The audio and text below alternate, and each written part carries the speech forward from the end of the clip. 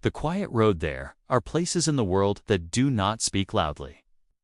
They do not shout for attention, and they do not rush you. They simply exist, quietly, waiting for someone who is ready to listen. Daniel had always believed that life was supposed to be fast. Fast mornings, fast work, fast decisions, fast dreams that never quite came true. He lived in a city where the streets were always busy, even late at night. Cars moved like restless thoughts, and people walked as if they were always late for something important. Daniel was one of them. Every morning he woke up before the sun, not because he wanted to, but because his alarm demanded it. He drank his coffee quickly, barely tasting it. He checked his phone, scrolling through messages and news that felt heavy before the day had even begun. At work, Daniel sat behind a desk covered in papers he did not care about. He answered emails that said very little. He attended meetings that seemed to go in circles. And every day, at the same time, he looked at the clock and wondered a quiet question. How did I get here? He was not unhappy in a dramatic way. There was no great sadness, no obvious pain. But there was something else, a feeling like a low, constant noise in his mind. A feeling of being tired, even after sleeping. A feeling of living someone else's life. One evening, after another long day, Daniel missed his train. It was a small mistake, but it changed everything. He stood on the platform, watching the train disappear into the distance. The next one would not arrive for a long time. Normally, this would have annoyed him. But that evening, something felt different. Instead of checking his phone, Daniel looked around. The station was almost empty. A soft wind moved through the air.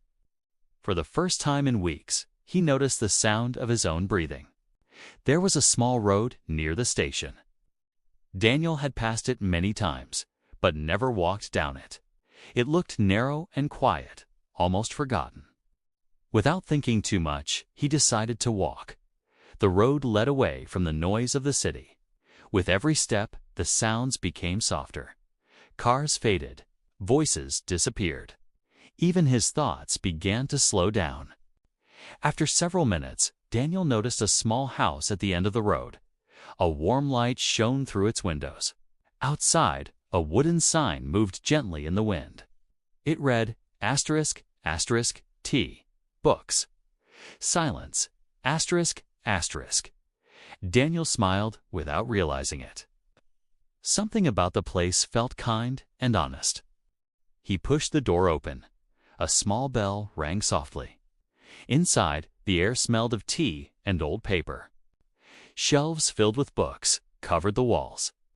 Some were new, some were clearly very old. A fire burned quietly in the corner. Behind the counter stood an elderly woman with calm eyes and silver hair. She looked at Daniel as if she had been expecting him. "You look tired," she said gently. Daniel wanted to answer, but the words did not come immediately. Instead, he nodded. She poured him a cup of tea without asking. The steam rose slowly, carrying a sense of comfort. "Sit," she said. "There is no hurry here." Daniel sat down. For the first time in a very long time, he felt something rare. He felt still. And without knowing it yet, Daniel had stepped onto a road that would change the way he listened, not only to English, but to life itself. Daniel wrapped his hands around the warm cup of tea. The heat traveled slowly into his fingers, as if it were waking them up after a long sleep. He took a small sip. The taste was gentle, not strong, not sweet. It felt simple and honest. The elderly woman sat across from him, holding her own cup. She did not speak immediately. She seemed comfortable with silence, as if it were a friend. Daniel noticed this. In his world, silence was usually something to avoid. People filled it with noise, with words, with phones and screens. But here, silence felt different. It felt safe. "My name is Daniel," he said finally, his voice quieter than usual. The woman smiled. "I know," she replied. Daniel raised his eyebrows slightly, surprised. "I'm sorry. Have we met before?" She shook her head gently. "No, but people often bring their names with them, even before they speak." Daniel did not understand, but he did not question it. Instead, he looked around the room again. There was something special about the books. They were not arranged by color or size. They were arranged by feeling. Some shelves felt light. Others felt deep and serious. One shelf, near the window, felt especially calm. "You run this place alone?" Daniel asked. "Yes," she said. "And no." Daniel smiled. "That sounds like a strange answer." "It is only strange if you rush it," she replied. She leaned back slightly and looked at him carefully, not in a judging way, but in a listening way. "Why did you walk down the quiet road tonight?" she asked. Daniel opened his mouth to answer, then closed it again. He had many possible answers. He missed his train. He was tired. He was bored. He was curious. But none of them felt true enough. "I don't know," he said at last. "And that's unusual for me." The woman nodded as if this were an important answer. "Not knowing," she said, "is often the beginning of learning." She stood up and walked slowly to one of the shelves. Her movements were calm, unhurried. She took down a small book with a dark blue cover. She placed it on the table between them. "Open it," she said. Daniel hesitated. Then he placed his hand on the book and opened it carefully. The pages were blank. He looked up at her, confused. "There's nothing here," he said. She smiled again. "Exactly." Daniel laughed softly. "I don't think I understand." "You don't need to," she said. "Not yet." She returned to her seat. "People come here looking for answers," she continued. "They believe answers are written in words, but most answers are written in listening." Daniel felt something shift inside him. A small movement, like a door opening, just a little. "I spend my life listening to people talk," he said. "Meetings, phone calls, messages, but I don't feel like I really hear anything." The woman nodded slowly. "Because hearing and listening are not the same." She took a sip of her tea. "Hearing happens automatically," she said. "Listening is a choice." Daniel looked down at the empty book again. "What should I do with it?" he asked. "Nothing," she replied. "For now, just take it with you." Daniel was surprised. "You're giving it to me?" "It already belongs to you," she said. He closed the book gently and placed it beside his cup. Outside, the wind brushed softly against the windows. The fire cracked quietly. Daniel realized something else then. He was not thinking about work. He was not thinking about tomorrow. He was not checking the time. He was present. "Do you live here?" he asked. "Yes," she said. "And many stories live here too." Daniel looked at the shelves again. "Are they all true?" he asked. She smiled, but did not answer directly. "They are all honest," she said. Daniel finished his tea slowly, enjoying each moment. When he stood up to leave, he felt different. Not changed completely, but lighter. "How do I find this place again?" he asked. The woman looked at him kindly. "You don't," she said. "You let it find you." Daniel stepped outside. The quiet road looked the same, but he did not feel the same walking back. The city sounds returned slowly, but they did not feel as heavy. In his pocket, he felt the small blue book. For the first time in years, Daniel was not rushing home. He was walking, and he was listening. Daniel woke up before his alarm. This surprised him. Usually, the sound of the alarm felt like an attack, a loud reminder that the day was starting whether he was ready or not. But this morning, he opened his eyes naturally, quietly. The room was still dark. The city outside had not fully woken up yet. There were no car horns, no rushing footsteps, no loud voices. Daniel lay still for a moment. Something felt different. His mind was clear. Not empty, but calm, like a lake with no wind. He reached into his pocket on the small table beside his bed. His fingers touched the small blue book. He had not remembered putting it there. But it was real. Daniel sat up and opened it again. The pages were still blank. At first, this felt disappointing. But as he looked closer, he noticed something else. The pages were not completely empty. They were clean, untouched.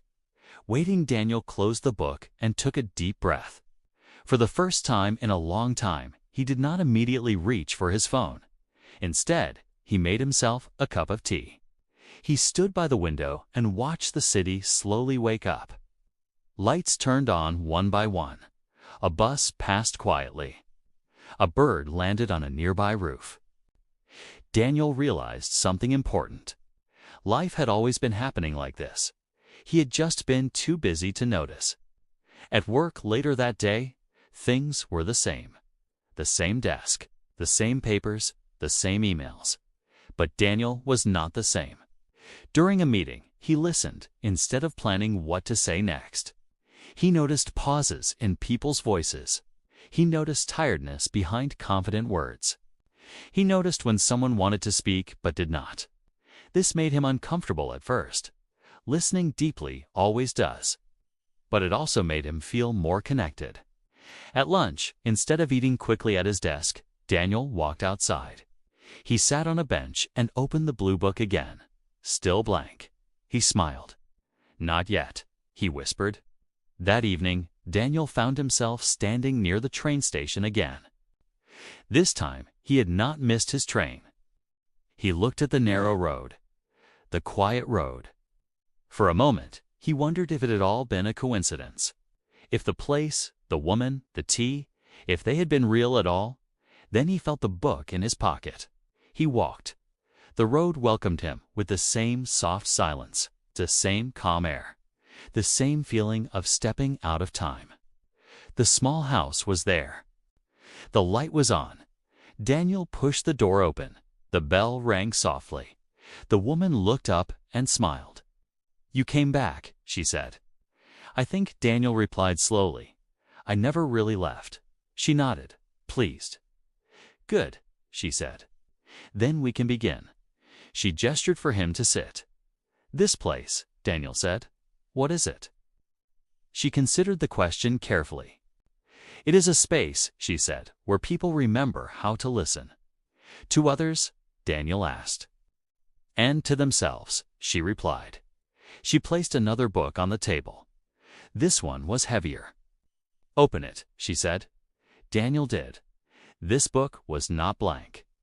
But the words were strange. They were simple sentences, short, clear, yet they felt powerful. "I am allowed to slow down.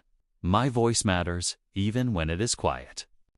I do not need to hurry to be enough." Daniel felt his throat tighten.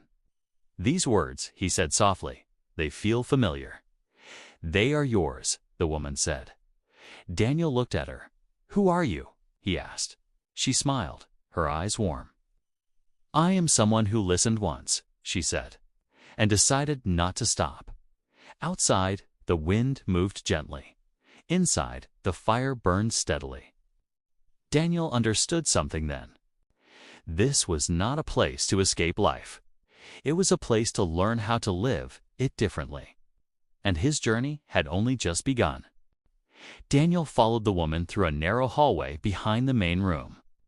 The floor creaked softly under their steps, as if the house itself were speaking in whispers. At the end of the hallway, she stopped in front of a wooden door. "Before you enter," she said calmly, "you must remember something." Daniel looked at her. "What is it?" "You do not need to understand everything," she replied. "You only need to listen." She opened the door. Inside, the room was larger than Daniel expected. Soft light filled the space, coming from lamps placed carefully in each corner. There were chairs arranged in a circle. Some were empty. Some were not. Daniel froze slightly. People were sitting there, not talking, not looking at their phones, just sitting quietly. A young man with tired eyes. A woman holding her hands together tightly. An older gentleman staring at the floor as if it held memories. No one looked surprised to see Daniel.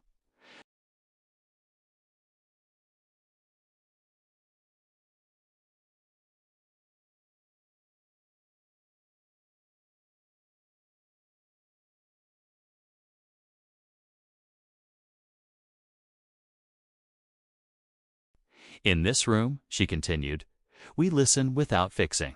We hear without judging. We allow silence to finish the sentence. No one spoke. At first, the quiet felt heavy. Daniel shifted in his chair. He felt the old habit rising, the need to fill the space. Then the young man spoke. I am always tired, he said quietly, even when I sleep. No explanation followed. No one interrupted. The silence returned, but it was softer now. The woman holding her hands spoke next. I talk all day, she said. But no one really hears me.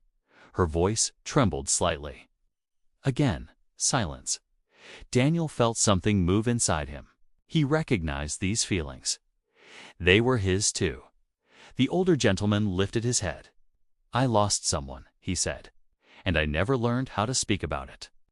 His voice was steady, but his eyes were wet. Daniel swallowed. He realized something important. Listening was not passive. It required courage. The woman turned to Daniel. You may speak, she said, only if you wish. Daniel's heart beat faster.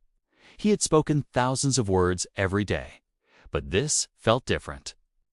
I don't know how to slow down, he said finally. My life moves faster than my thoughts.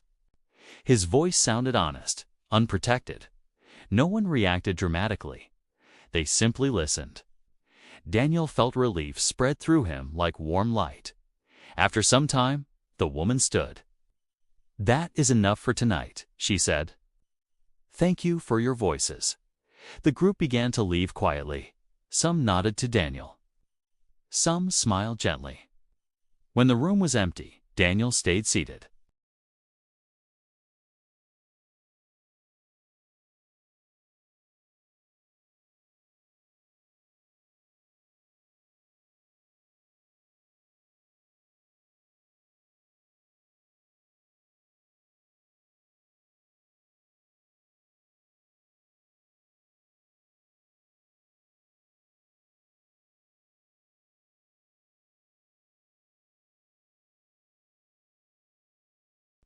As he walked back toward the city, he noticed something new.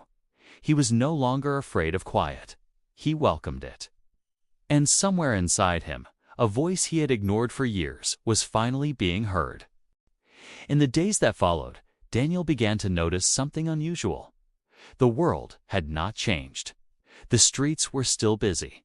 The trains were still crowded. People still hurried from one place to another.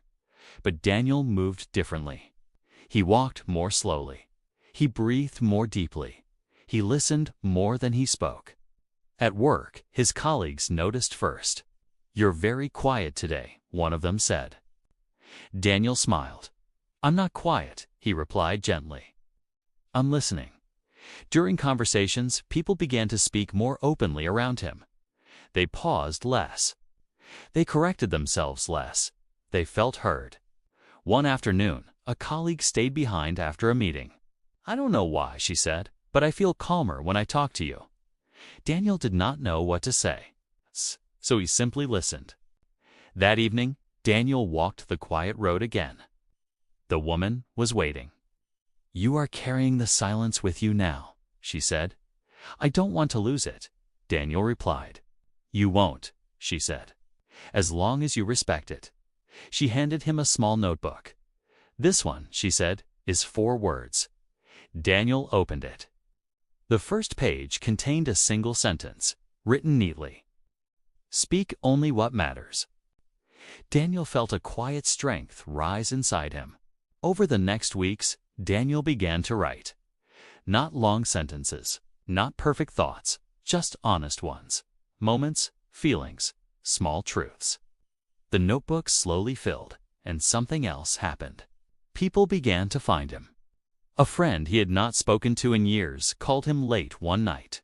A stranger on the train started a conversation and shared a story. A neighbor knocked on his door, simply needing company. Daniel did not give advice. He gave attention. One evening, as he sat in the quiet room again, the woman spoke. "Listening changes the listener," she said, "and then the world." Daniel nodded. "I think I understand now," he said. "This place isn't the center." "No," she smiled. "You are?" Daniel looked down at his notebook. For the first time, one of the pages in the blue book felt different. When he touched it, words appeared, not written, felt. "You are not here to rush. You are here to notice." Daniel closed the book. Outside, life continued at its usual speed. But inside him, a different rhythm had begun. A rhythm that would carry him forward, quietly, clearly, fully. Daniel did not visit the quiet road for several days, not because he had forgotten it, but because he no longer felt the need to escape the world to find it. The silence was with him now. He felt it in the pauses between words, in the way he noticed the sky while walking to work, in the way he listened to his own breath when the day felt heavy. One evening, after a long walk through the city, Daniel stopped. He realized something important. The quiet road was no longer behind him. It was inside him. Still, that night, he returned one last time. The narrow road welcomed him, as it always had, soft, patient, unchanged. The small house stood at the end, glowing gently. Daniel entered. The bell rang. The woman was there, standing near the shelves. "You came," she said. "Yes," Daniel replied. "And I think I know why." She waited. "I don't need this place anymore," he said calmly. "But I didn't want to leave without listening one last time." The woman smiled. That is exactly when people are ready to go. They sat together in silence. No lessons, no books, no instructions, just presence. After a while, the woman spoke. "Most people spend their lives learning how to speak," she said. "Very few learn how to listen." Daniel nodded. "And fewer still," she continued, "learn how to listen to themselves without fear." Daniel took out the blue book. The pages were no longer blank. They were full, not with words, but with understanding. He closed it gently. "What happens now?" he asked. The woman looked at him with warmth. "Now," she said, "you live." Daniel stood up. At the door, he paused. "When people ask me," he said, "how I changed, what should I tell them?" The woman thought for a moment. "Tell them nothing," she said softly. "Show them how you listen." Daniel stepped outside. The house was quiet behind him. The road stretched forward. When he turned to look again, the house was no longer there. Only the road. Only the night. Only the steady sound of his breath. Daniel walked back into the city. The noise returned. The movement returned. But he was not lost in it anymore. He had learned something simple. Something powerful. Life does not ask us to hurry. It asks us to notice. And as Daniel disappeared into the crowd, the quiet road remained, not as a place, but as a way of being. Thank you for listening. Slow down, breathe, and listen. Truly listen.